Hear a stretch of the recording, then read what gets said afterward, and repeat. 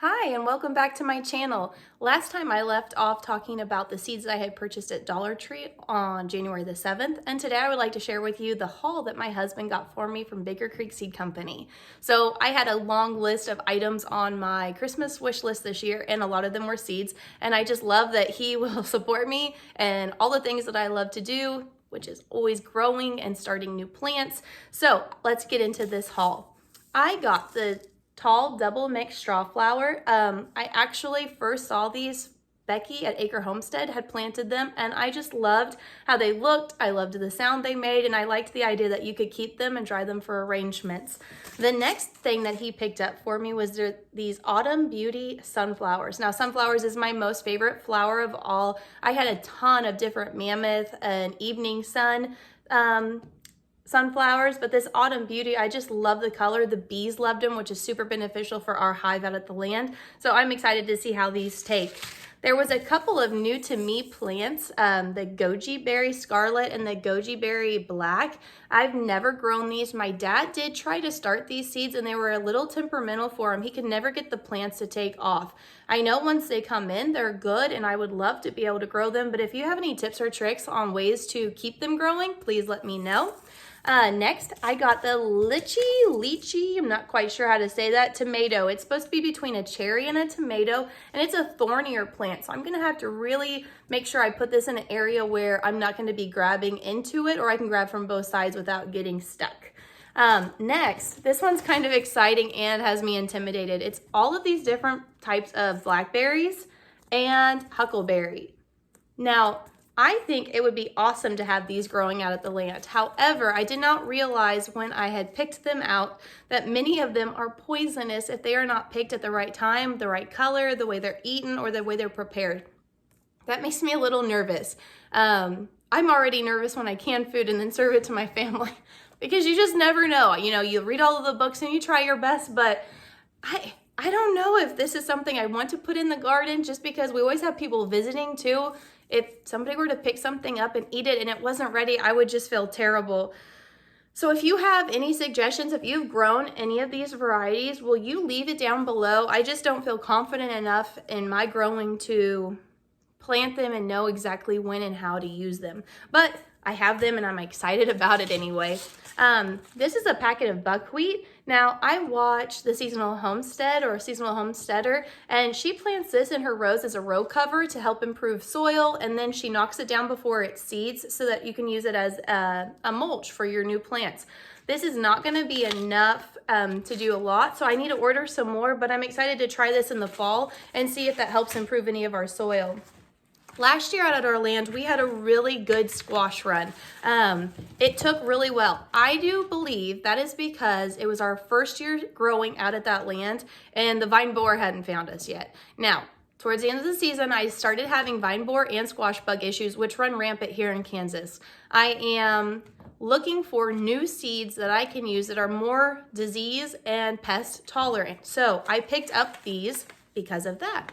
I got the Long Island cheese, which I also saw from the Seasonal Homestead, and I just love the way they look, and if they can come in and not have so much trouble or more resistant towards the squash bug and the vine borer, I'm excited about that. I did grow this last year, the Waltham butternut squash. It came in really well. We really enjoy having that. I can it, and it stays very shelf stable for a long time.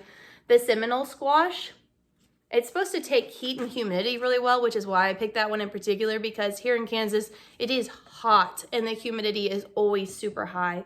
We got the green striped cushaw squash, which is just beautiful. I'm excited about that. And then 2 packs of the honey nut squash. I watched Brie Ellis. She's also local from Kansas, and she said that the vine borer, these were more of a vine borer resistant type fruit. So I'm excited to try that. I have 2 different types of lemon balm. I got limoncello and the mandarina. I'm excited about this lemon balm, not only for teas, but also just the smell in the garden and for my pollinators. I picked up some cowpeas. These are the purple whole pink eye cowpeas. Again, the Seasonal Homestead plants these, and I just was really intrigued. I've never grown dry beans before, but I love the idea. And some Chinese noodle beans. Never grown these. I love the way they look when they're hanging down on trellises. So if you have grown these, would you please leave any comments you have for me down below? There's not a lot of information regarding the seed spacing on these, so I wasn't quite sure. Some new tomato varieties for me this year are the black strawberry tomato and the Black Beauty. I picked these specifically because I wanted to have a different variety other than just like your normal standard orange, red, and yellow. I also found some Green Envy, but not from Baker Creek. I'm sure they have some, I just didn't get any in this haul. I had a bunch of free seeds. So the Old Tokyo Kamatsuna, it's supposed to be like a mustard spinach. So I'm excited about that. Same St. Valerie carrots. This one's got me intrigued. Japanese wasabi radish. I love spicy foods. I'm not sure what wasabi radish would taste like, but the color is so beautiful. And some Russian red or Ragged Jack kale. All right, next I'm going to share with you what I got from Menards. Now again, they were 40% off. They had a great deal and they had rare seeds. I did find some cowpeas, a little different than Baker Creek's. These are the California Black Eye number 5. I am excited because there was not enough in there for my family to be able to have maybe, you know, a year's worth of dry beans. So these packets are really full. I picked up 3 of them. So I'll plant those along with it. The Teddy Bear Sunflower, again, sunflower is my favorite flower, so this variety looked beautiful. I got this beet. Have you ever seen these before? Maybe they're just new in my area, but I just think that is so pretty. I can't wait to cut into them when they grow in.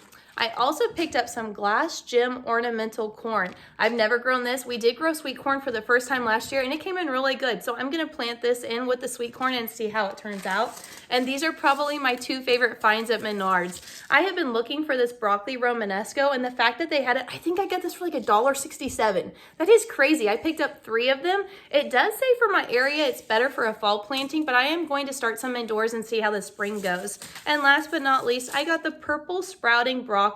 I just think the colors are beautiful, and if you're gonna grow something you can't find in the grocery store.